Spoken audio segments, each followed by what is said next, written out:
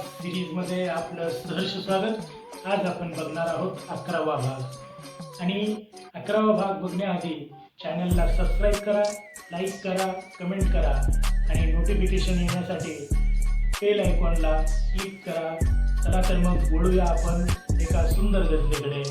ही कविता या ठिकाणी वेळ न दवडता सादर करतोय। कवितेचं शीर्षक आहे भाग्यरेषा। एक सुंदरशी गझल। ना भाग्यरेषा ना ती रास पाहिली, मी फक्त मनगटातली रग पाहिली। ना भाग्यरेषा ना ती रास पाहिली, मी फक्त मनगटातली रग पाहिली। ना घातल्या खेट्या वारीच्या कधी, ना घातल्या खेट्या वारीच्या कधी, मी मानसात विठ्ठलाची मूर्ती पाहिली। ना भाग्यरेषा ना ती रास पाहिली, मी फक्त मनगटातली रग पाहिली। ना मदत नेत्याची ना वशिला लावला, ना मदत नेत्याची ना वशिला लावला, मी कुवत जेवढी तेवढीच स्वप्न पाहिली। ना भाग्यरेषा ना ती रास पाहिली, मी फक्त मनगटातली रग पाहिली। ना नवसलेकरांचा कधी केला देवाला, ना नवसलेकरांचा कधी केला देवाला, मी सुखात नांदताना वाझोटी पाहिली।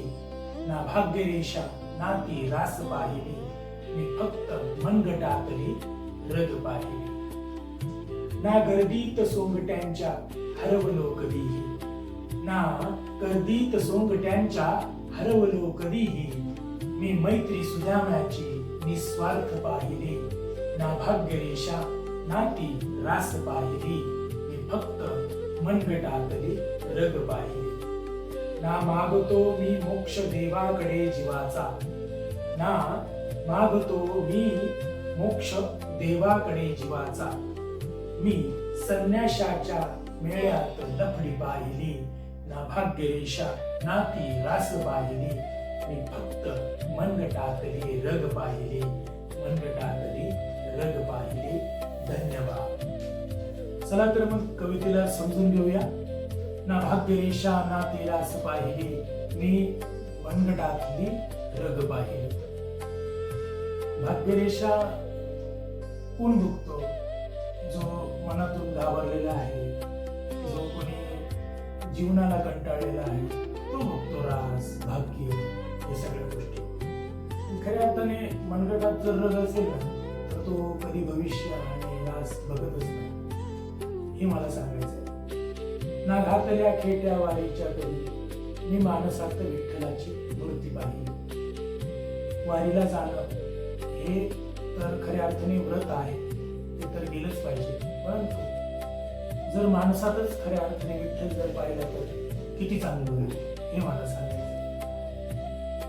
ना मदत नेत्याची ना वशिला लावला, ना मदत नेत्याची ना वशिला लावला, मी कुवत जेवढी तेवढीच स्वप्न पाहिली। का कुणापाशी जायचं, का कुणाची मदत घ्यायची? आणि खऱ्या अर्थाने त्या वशिल्याने जरी कामही जरी होत असेल तर खऱ्या अर्थाने ते घेतलं पाहिजे का, स्वीकारलं पाहिजे का? आपल्या मनाला ते आपण विचारलं पाहिजे खऱ्या अर्थाने। आणि आपली जेवढी कुवत असेल तेवढं आपण खऱ्या अर्थाने ते बघायला हवं। ना नवसलेकरांचा कधी केला देवाला, आणि मी सुखात नांदताना वांजोटी पाहिली। खऱ्या अर्थाने लेकरू जर होतच नसेल तिला, आणि तिने खेट्याही केल्या आहे देवाच्या, आणि बरेच सारे नवस पण केलेले आहेत, पण जर ते मुलबाळ जर तिच्या नशिबातच नसेल तर त्यानंतर ती सुखात नांदते आणि कधी तिच्या मुखावर टेन्शन नसतं। एखादी गोष्ट जर होणारच नाहीये तर त्या ठिकाणी ती सुखात नांदताना मी वाजोटी पाहिली, हे मी त्याच्यामध्ये लिहिलेलं आहे। ना गर्दीत सोंगट्यांच्या हरवलो कधीही, मी मैत्री सुधारण्याची निस्वार्थ पाहिली। मित्र भरपूर असतात, सोंगासारखे असतात, कोणी जीवाला जीव देणारे पण असतात, आणि बरेच सारे अनुभव मित्रांचे आहेच एकमेकांसाठी। पण मग त्यात जर बघितलं ना तर मैत्री ही सुदाम्याची आणि कृष्णाचीच आहे, निस्वार्थ आहे। आणि त्याच्यानंतर शेवटच्या कडव्यात मी म्हणतो की न मागतो मी मोक्ष देवाकडे जीवाचा. म्हणजे देवाला सांगितलं नाही की मला मोक्ष पाहिजे आहे, मी उबगलो आहे जीवनाला, मी कंटाळलो आहे जीवनाला, बरंच काही सरळ काही करून झालंय, आता मला मोक्ष दे देवा.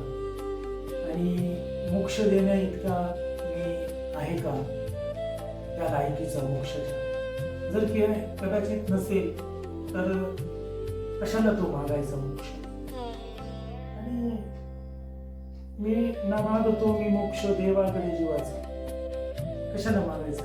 आणि मी तर जर बघितलंय तर जो कोणी असेल तर त्याच्यामध्ये आपल्याला देव करणार मी संन्याशाच्या मेळ्यात लुकडी गाई. म्हणजे खऱ्या अर्थाने विषय काय आहे की म्हणायचं काय आहे की आपण करतो काय आणि जगतो काय, ह्या पण गोष्टी याच्यामध्ये आहेत. आणि खऱ्या अर्थाने या गोष्टी ना भाग्यरेषा ना विलास पाहिली, मी फक्त मनगटातली रग पाहिली.